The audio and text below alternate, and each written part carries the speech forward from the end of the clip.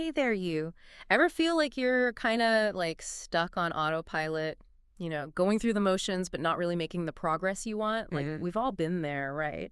And that's why today we're diving into Atomic Habits by James Clear. It's like hmm this self-help classic, but trust me, this deep dive, it's going to uncover the really good stuff, the stuff that'll actually help you shift from just like wishing for change to actually embodying it.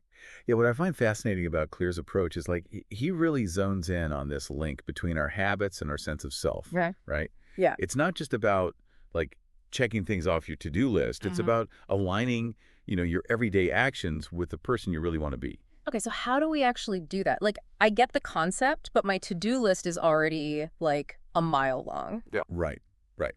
And that's where his plateau of latent potential Mhm. comes in. Okay. You know those times when you're putting in the work, but you just feel stuck.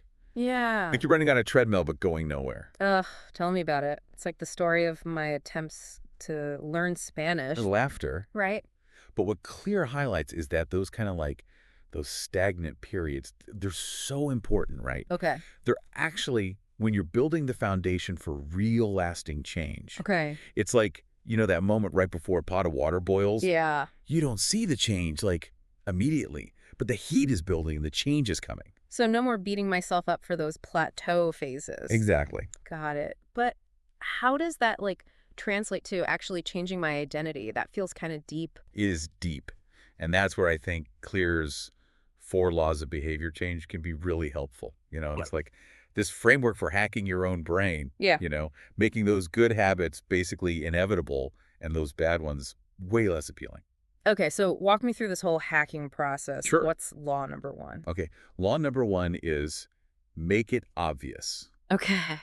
Clear talks about things like visual cues, for example. Mm-hmm. Like, instead of just hoping you'll magically choose the salad over the potato chips, what if you rearranged your fridge so that those healthy options are front and center, impossible to ignore? Ooh, I like where this is going. It's Right. like setting yourself up for success before you even have to think about it. Exactly. So how do we go from obvious to like appealing? That is law number two, make it attractive. And this is where things get a little more fun. Okay. So Clear talks about this thing called temptation bundling, Okay. which is essentially, you're pairing something you want to do with something you need to do. Okay. Like, let's say you are dreading that, like, pile of paperwork, Yes. but you can't wait for the next episode of your favorite show. Wait, are you suggesting that I turn my office into like a screening room because I'm down? Laughter.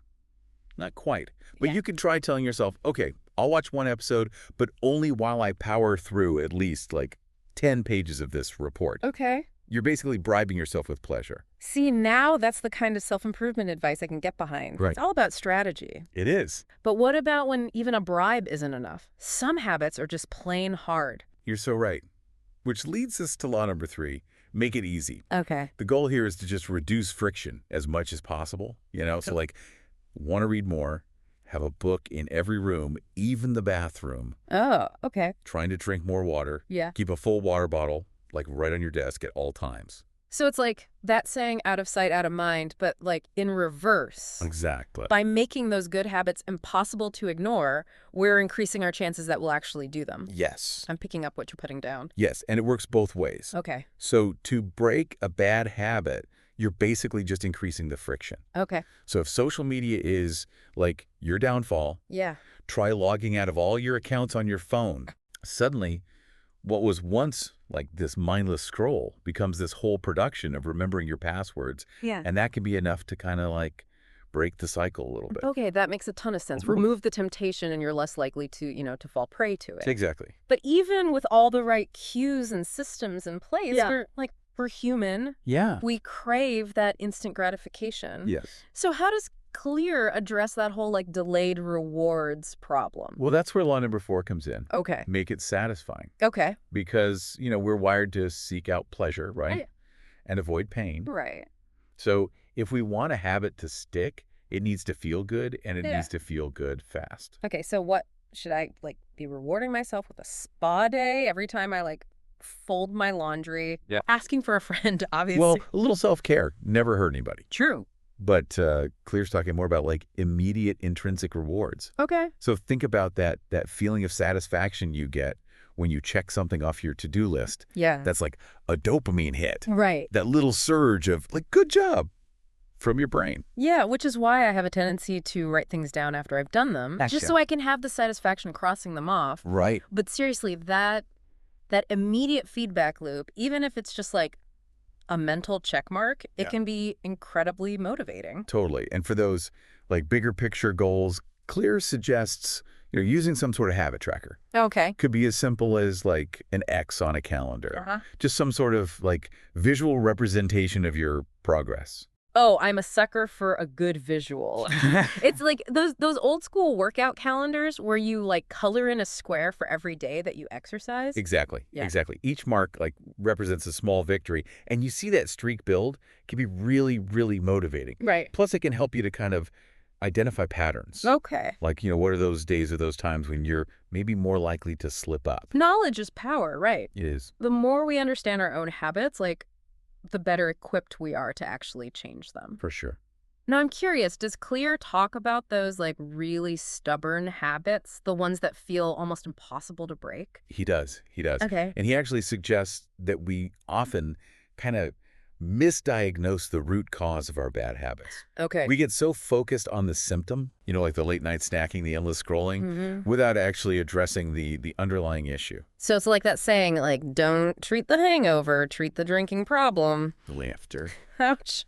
A little too close to home on that one. Yeah, but you get the idea. Yeah. Maybe that late night snacking isn't actually about hunger at all, but it's a way to de-stress after like a really long day. Right. Or maybe that social media scrolling, it's filling a void of like connection or boredom. So the key is to kind of like identify the real need that's not being met and then find a healthier way to address it. Yes. Okay, that actually makes a lot of sense. Yeah. Instead of just like white knuckling my way through a craving, I need to like figure out what's really going on. Exactly. And sometimes it's about kind of just reframing how we even think about a habit. Okay. So instead of I have to go to the gym, it's I get to move my body and boost my energy. It's about like finding the positive spin, right? Yeah. It's highlighting the benefits instead of like dwelling on the pain of the habit. Exactly. It's a really subtle shift in mindset, but it can have a huge impact on your motivation. Right. Like it's the difference between seeing a challenge as an obstacle versus like an opportunity for growth. Mindset is everything, right? It is, yeah. It can literally make or break our success. Totally. Now, I'm curious, how do we like move beyond just like reframing our thoughts to actually like making those good habits inevitable? Well, Clear talks about using what he calls one-time actions Okay. to kind of set ourselves up for success. And these are basically like decisions that we make once, but they have this ripple effect on our future habits. Okay, I need some examples. Okay. Hit me with your best one-time action. Okay, imagine this. You're trying to cut back on takeout, Okay. but you're always like way too tired to cook after work, The right? story of my life. So a one-time action could be as simple as like meal prepping on Sundays. Okay. So you have those like healthy dinners ready to go for the whole week. Ooh, that's good. Or like signing up for a grocery delivery service so you're less tempted to like grab fast food on the way home. Exactly. You're removing that decision fatigue Yeah. and you're making that healthy choice, the easy choice. Right. It's about, creating a system that supports your goals. Yeah. Even when like your willpower is waning. Yeah. Systems over willpower. I love that. Yes. So we're like setting ourselves up for success. We're reframing our thoughts. We're using those visual cues. Hmm? What else can we do to make sure those good habits, they actually stick? This is where I think like the power of community can be so helpful. Okay. Clear talks about like joining a tribe of some sort Okay. where your desired behavior is just like the norm. Okay, so if I want to be like a runner, I should be hanging out with runners. Exactly. It makes sense. It's not even just about like the external motivation. Mm, Being part of that supportive community, it provides accountability, right. encouragement, even just like a sense of belonging. It's like Yeah. having a built-in cheering section for your journey. I can totally see that. Like having someone to share your struggles with, celebrate your wins with, it makes the whole process feel less like daunting.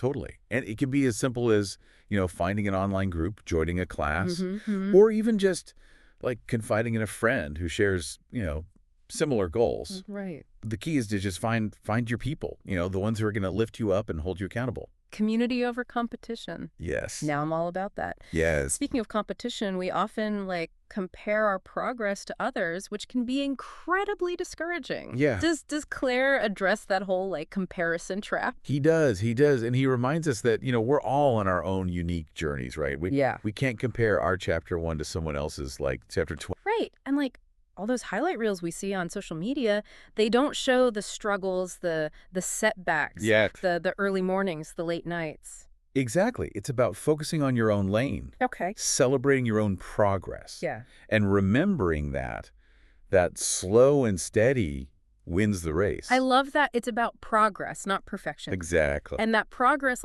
those small, incremental improvements, Yes. they add up over time. They do. Okay, so we're focusing on ourselves, we're building our tribe, we're hacking our environment. This is all starting to feel less overwhelming Good. and a lot more actionable. Good. That's what we want. That's the beauty of Clear's approach, right? Yeah. It's not about making these radical, unsustainable changes overnight. It's about those small 1% improvements. That compound over time. Exactly. Which, speaking of compounding, brings us back to that whole, plateau of latent potential concept, right? Yes. It's those tiny changes, those seemingly insignificant moments that ultimately lead to those, aha, breakthroughs. Precisely. It's about trusting the process, Yeah. being patient with ourselves, Mm-hmm. and celebrating those small wins along the way. Celebration. See, that's the part I can get behind. Right. Okay, this has been incredibly insightful. But Yeah. before we wrap up, Yeah. I'm curious to hear your final thoughts on atomic habits. What's the most important takeaway for our listeners? I think for me, it's just this idea that we have so much more control over our destinies than we often realize. We're not just victims of our genes or our circumstances. But we have the power to shape our habits and in turn shape our lives. Exactly. It's really about recognizing that we are the architects of our own destinies. Mm-hmm. We get to choose the bricks, we get to lay the foundation, Yeah. and we get to decide what kind of masterpiece we want to create. So empowering, right? This whole deep dive has me feeling like I can finally ditch those shoulda, woulda, coulda thoughts and actually step into the person I've always wanted to be. That's the magic of understanding, the science of habit formation, right? Yeah. It's not like some mystical source. Right. It's a system. Yeah. And we can hack that system to work for us, Yes. not against us. Total game changer. And I know we've covered a lot of ground today. We have. But there's one concept I kind of want to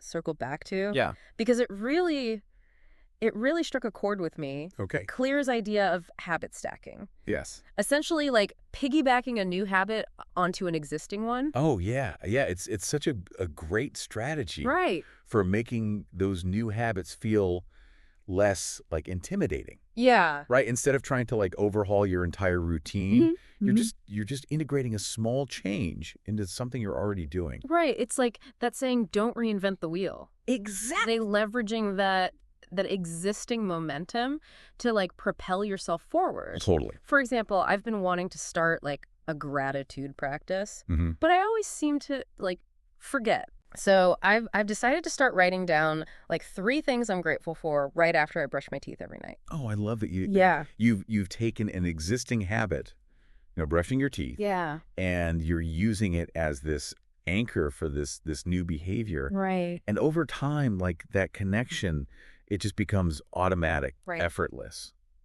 And hopefully I'll start looking forward to that moment of reflection Yeah. as much as I look forward to minty fresh breath. Right. Which, let's be real, is a powerful motivator in itself. Absolutely. It's about making those positive changes as enticing and as enjoyable as possible. Yeah, speaking of enjoyable, Yes. I have thoroughly enjoyed this deep dive into atomic habits. Good. It's giving us so much to think about, but even more importantly, so much to actually do. Yes. Action is key. Yes.